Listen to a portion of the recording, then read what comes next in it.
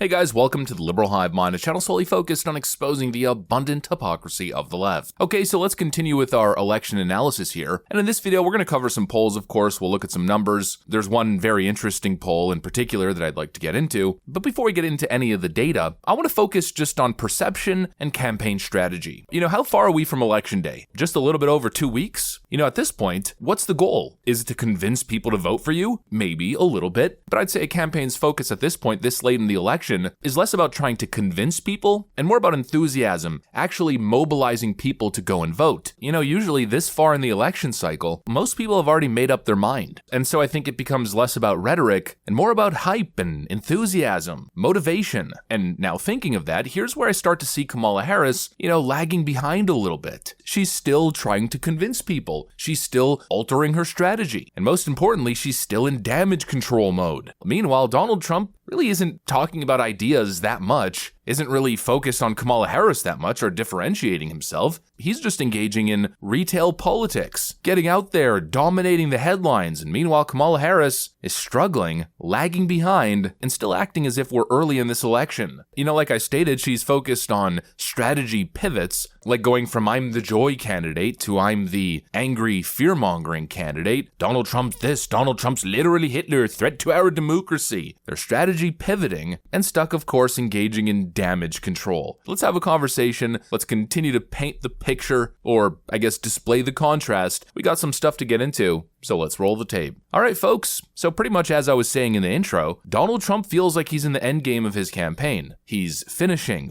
strong. Yesterday, or the day before yesterday as you're seeing this video, Donald Trump's serving up some French fries, or rather some freedom fries at a McDonald's franchise. And obviously that dominated the headlines. And even though some people on the left were coping, I think the overall bipartisan takeaway, frankly, is that it was a tremendous success. It was badass. It was cool. It was goofy. And most importantly, it put Donald Trump in the spotlight. Then we think, well, what's the Kamala campaign doing? Nothing. Kamala was on stage for 6 minutes, then left and Lizzo popped up, and then they deployed Tim Walz to The View, essentially to downplay and diminish and make fun of Donald Trump's appearance at McDonald's, and actually kind of feigning outrage a little bit. Ooh, how outrageous that Donald Trump would serve up freedom fries. It's just so ridiculous. She actually worked in a McDonald's. She didn't go and pander and disrespect McDonald's workers by standing there in your red tie and take a picture. His policies are the ones that undermine those very workers that were in that McDonald's, whether it's home ownership, health care, reproductive rights, or cost of products. So I think that sort of paints the picture, right? Donald Trump is out there center stage, gaining all the attention, and the Democrats are playing catch up. Then what happened after? Donald Trump shows up at the Pittsburgh Steelers game. There's people wearing MAGA hats all across the stadium.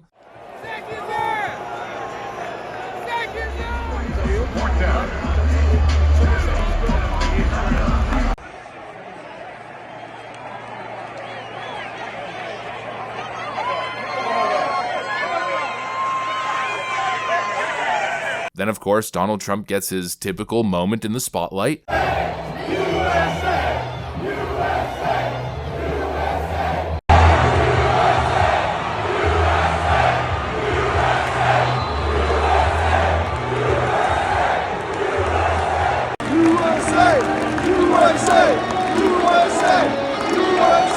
Another badass, quintessential Americana moment. And then meanwhile, what's Kamala doing? Again, damage control. Kamala Harris is embroiled in scandal right now after telling a couple Christian members in her audience who yelled Christ is King, Jesus is Lord, that they were at the, quote, wrong rally. We remember Donald Trump hand-selected 3 members of the United States Supreme Court with the intention that they would undo the protections of Roe v. Wade, and they did as he intended.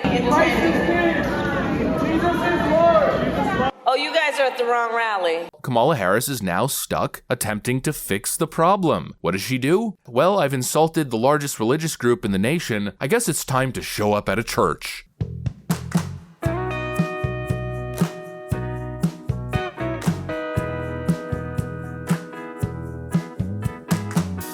it's obvious what's happening. Trump is solid in his support. He's not desperately trying to win voters back or win voters over at all. He's just trying to get people to the polls. Meanwhile, Kamala Harris, that's exactly what she's doing. It's almost like an apology tour. My bad. Whoops. I swear I'm religious, guys. I'm totally down with all this stuff. The contrast could not be clearer. And so it feels like Democrats really are not ending this campaign strong, and it might end up really bad for them in terms of enthusiasm. I mean, already Democrats are lagging by in enthusiasm. We've covered that recently. I think the early polling data seems to indicate that quite strongly. Democrats need to be focused on one thing and one thing alone, and that's getting low propensity Democrat voters to show up to the polls, to motivate them. But to be completely honest with you, considering the lack of presence that Kamala Harris has had and the fact that she's engaging in old-style rhetoric and, these desperate media moves, not only do I think she's not motivating people to show up to the polls, I think for the most part, a lot of people are just kind of tuning it out. A lot of people who might have been on the fence or might have voted for Kamala Harris, if you could keep their attention for long enough, well, a good chunk of those people are probably just gonna forget. It sounds stupid, but it's not. I unironically think that a lot of people just kind of forgot that Kamala Harris exists, or that an election is happening, or maybe they know an election's happening, but they don't know the date, they don't know exactly how to set it all up, where to go, and so they're just, not gonna make that extra effort. Not everybody is totally in tune and paying attention to politics. A lot of people are kind of, dipping their toes every now and then,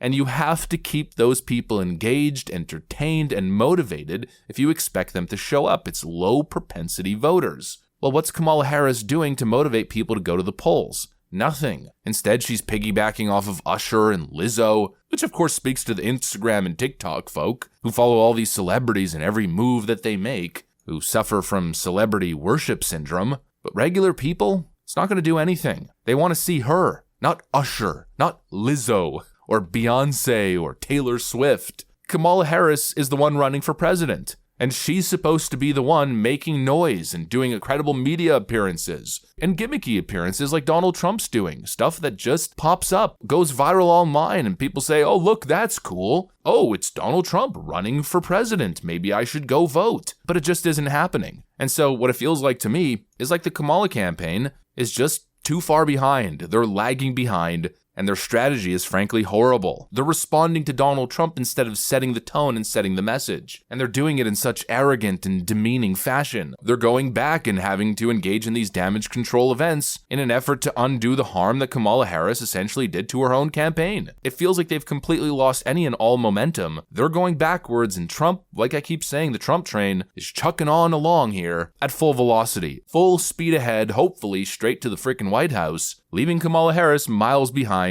in the dust. I don't know, it's just the feeling I'm getting. It feels like that's what's playing out. It feels like the data is suggesting that. And of course, Donald Trump is notoriously a great closer in these election cycles. It seems like he's getting the job done, and Kamala Harris just isn't. But of course, like all these things, take it all with a grain of salt. We'll have to see exactly what happens. That's what I got for you guys on this one. Hopefully you enjoyed the video. If you did, make sure to leave a like and possibly subscribe to the channel. Thanks for watching, friends, and I'll see you on the next one.